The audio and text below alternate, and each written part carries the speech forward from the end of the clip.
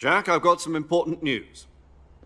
The head of the CIA has finally given us the green light for the virtuous mission. Virtual mission? No, the virtuous mission.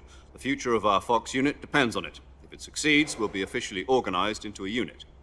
Virtuous mission? Sounds like some kind of initiation ritual. You know, don't get cocky. This isn't a training op. Right. So what exactly is this wonderful mission?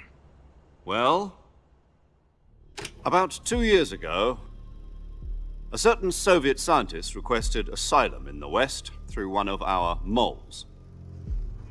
His name is Nikolai Stepanovich Sokolov. He's head of the OKB-754 Design Bureau, one of the Soviets' top-secret weapon research facilities, and the East's foremost expert on weapons development. Sokolov? Isn't he that famous rocket scientist? The very same. On April the 12th, 1961, the Soviets achieved the first manned spaceflight in history. The Earth was blue, but there was no God. Well spoken. The rocket that carried Yuri Gagarin to orbit was the A-1, known as the Vostok rocket.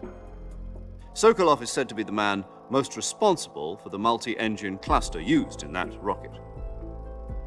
After Gagarin's flight, Sokolov left rocket development to become the head of the newly established Design Bureau.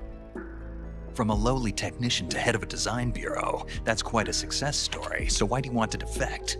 It seems he'd become afraid of his own creations. Afraid?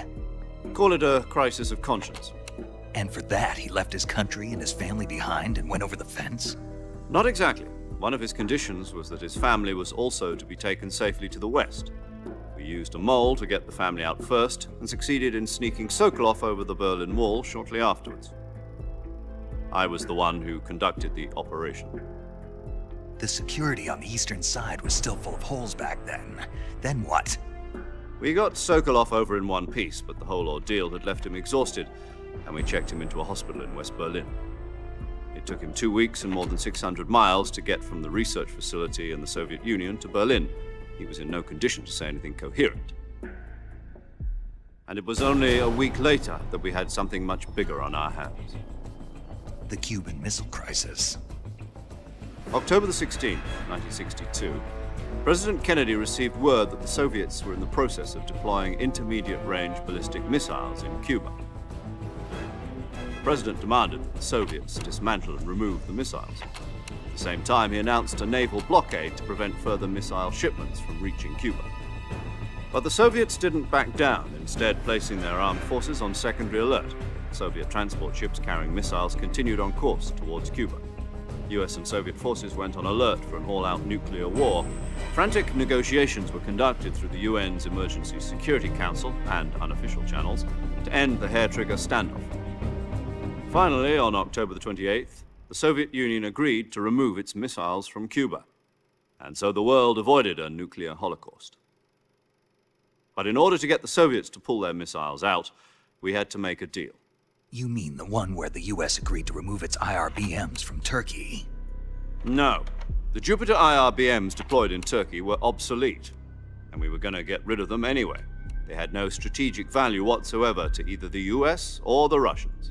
The Turkey deal was a ruse, a cover story that was fed to the other intelligence agencies around the world. So what did the Russians really want?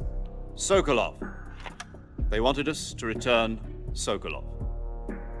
You mean the Soviets pulled out of Cuba just to get their hands on Sokolov? That's right. What the hell was he working on? At the time, we had no idea. We were running out of time. It was either give up Sokolov or risk full-scale nuclear war. In the end, we had no choice. President Kennedy gave in to Khrushchev's demand. The next day, I got Sokolov out of the hospital, handing him over to agents on the eastern side. Sokolov kept on screaming, "Save me," until he disappeared from my sight. Then a month ago, we received some new information from one of our moles. About Sokolov? Yes.